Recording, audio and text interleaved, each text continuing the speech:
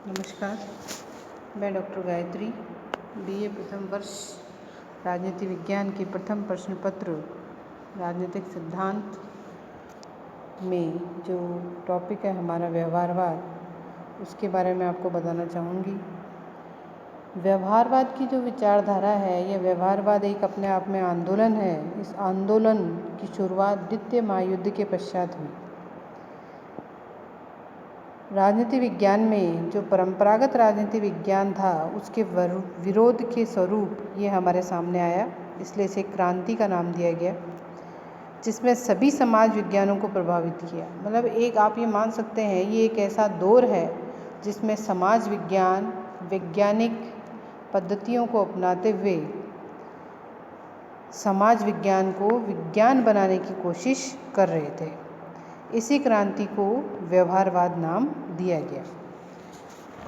व्यवहारवाद से पूर्व में जो राजनीतिक व्यवस्था कार्य कर रही थी, वह परंपरागत राजनीति विज्ञान के नाम से जाना गया। व्यवहारवाद के शुरू होने के साथ ही आधुनिक राजनीतिक विज्ञान हमारे सामने आता है। अब इसके उदय के जो कारण बताए हैं मैंने, उस उदय के कारण से पहले हम इसके थोड़ा सा इस बात पर चर्चा करते हैं कि व्यवहारवाद की आवश्यकता क्यों पड़ी। राजनीतिक चिंतन के इतिहास में व्यवहारवादी मान्यता में कुछ बिखरे हुए सूत्र हमें प्लेटो, अरस्तु, मैकियावेली, जॉन लॉक, मॉन्टेस्क्यू आदि के दर्शन में मिलते हैं, लेकिन इस सिद्धांत के रूप में इसकी शुरुआत हम द्वितीय महायुद्ध के पश्चात ही मानते हैं। यानी ये एक 20वीं शताब्दी की महत्वपूर्ण देन है। इसको विकसित करने का श्रेय अमेरिकी राजनीतिक वैज्ञानिकों, जिन्हें हम शिकागो आंदोलन के नाम से भी जानते हैं, उनका महत्वपूर्ण योगदान है। अब इसके सबसे पहले इसके उदय के कारण में पहला है परंपरागत राजनीतिक सिद्धांत के विरुद्ध असंतोष। भाई आप जो पहले से कोई कार्य व्यवस्था कार्य कर रही है, उसमें ऐसी क्या कमियां या ऐसी क्या दृष्टिगोचर हुई जिसकी वजह से हमें नया यानी व्यवहारवाद की क्रांति हुई और व्यवहारवाद को लाना पड़ा। इसके लिए सबसे पहले उस काल की यानी परंपरागत राजनीति विज्ञान जब कार्य कर रहा था, उस समय की क्या काल परिस्थितियां थी, उसके बारे में हम इसमें चर्चा करेंगे।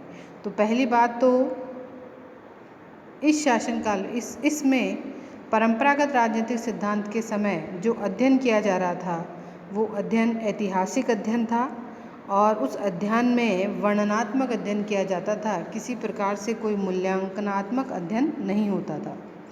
दूसरा, 2 महायुद्धों के काल के बीच में ही कुछ ऐसी विचारधाराएं भी पनपी जिनका जवाब राजनीति विज्ञान देने में सक्षम नहीं था, जैसे नाजीवाद, फासीवाद, साम्यवाद, प्रजातिवाद।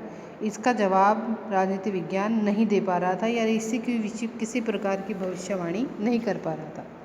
परंपरागत राजनीति विज्ञान की जो अध्ययन पद्धतियाँ थी, दार्शनिक, संस्थागत, औपचारिक, कानूनी, ऐतिहासिक, इन सभी अध्ययन पद्धतियों के प्रति भी असंतोष था, क्योंकि ये अध्ययन पद्धतियाँ किसी भी प्रकार से वैज्ञानिक अध्ययन पद्धतियों में सम्मिलित नहीं होती हैं।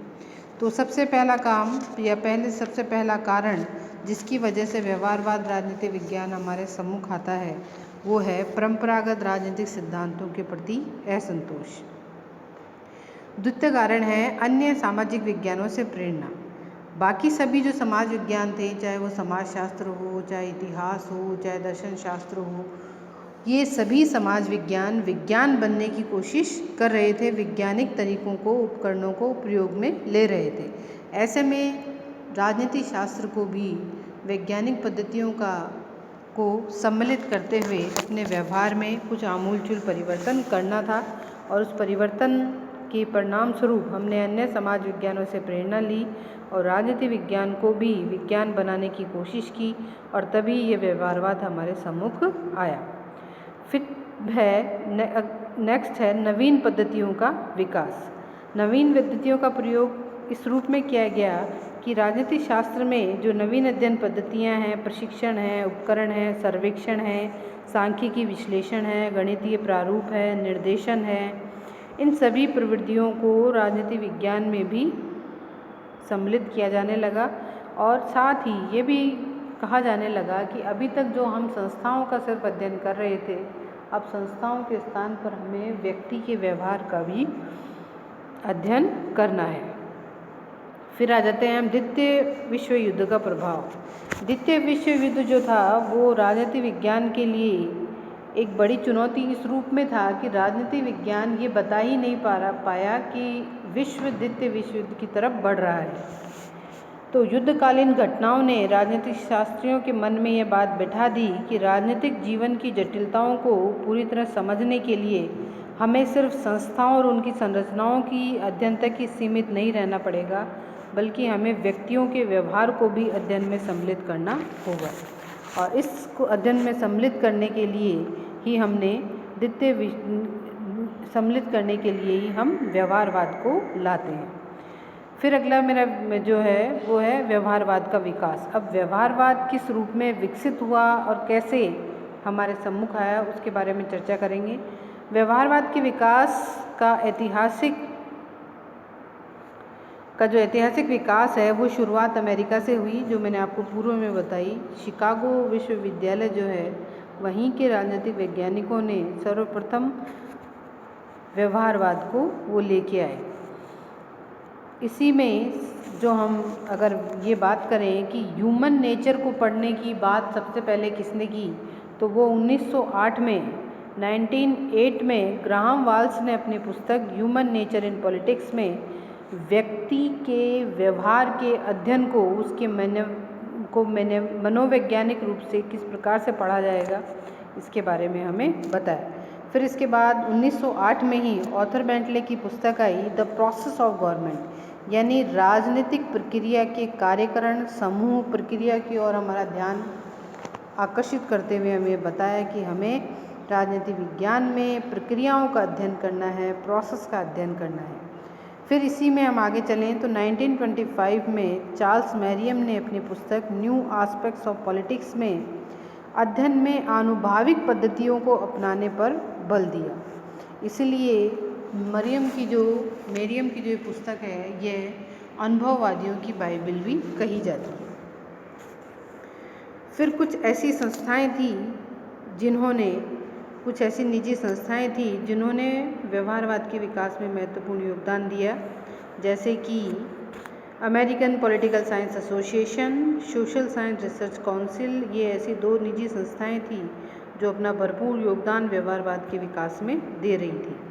फिर कुछ शोध पत्र भी प्रकाशित हुए जिनसे ये पता चलता है कि अब शोध का विषय व्यक्ति का व्यवहार हो गया था, जैसे कि public opinion, American behavioural science, political behaviourism, quarterly words इत्यादि। ये कुछ ऐसे रिसर्च पेपर थे जो इस काल में लिखे गए, जिससे ये पता चलता है कि अब व्यवहारवाद का विषय संस्थाओं के अध्ययन से परिवर्तित होकर व्यक्ति के व्यवहार पर केंद्रित हो गया था। तो यदि व्यक्ति व्यवहारवादी विचारकों का नाम अगर आपसे पूछा जाए तो आप बता सकते हैं Davidson, Lasswell, Almond, Coleman, Dias, Edward Shields, Powell, ये सभी जो हैं व्यवहारवादी विचारक हैं।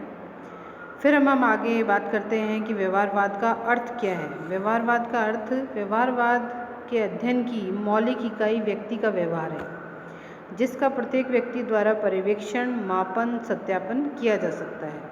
ये डेविड स्टीन की परिभाषा है इन्होंने अपनी पुस्तक the current meaning of behaviourism में इसको बताया है। व्यवहारवाद के जो आधिकारिक विद्वान हैं वे डेविड स्टीन ही हैं और उन्होंने अपने लेख the current meanings of behaviourism में ये परिभाषा दी है। फिर इसके बाद जो अगली परिभाषा है वो रॉबर्ट डहल की है। रॉबर्ट डहल कहते हैं कि व्यवहारवाद राजनीति शास्त्र के आनुभविक भाग को अधिक वैज्ञानिक बनाने का एक व्यवस्थित प्रयत्न है। इन्होंने अपनी पुस्तक the behavioural approach in political science में ये विचार रखे हैं, यानी कहने का अभिप्राय वही है कि राजनीति विज्ञान में वैज्ञानिकता लाने के लिए साथ ही मानव व्यवहार को अध्ययन में सम्मिलित करने के लिए व्यवहारवाद को लाया गया। और व्यवहारवाद की जो अर्थ है वो यही है कि अब अध्ययन की इकाई व्यक्ति का व्यवहार होगा, न कि संस्थाएं। इसी के साथ मैं अपना व्याख्यान खत्म करती हूँ। धन्यवाद।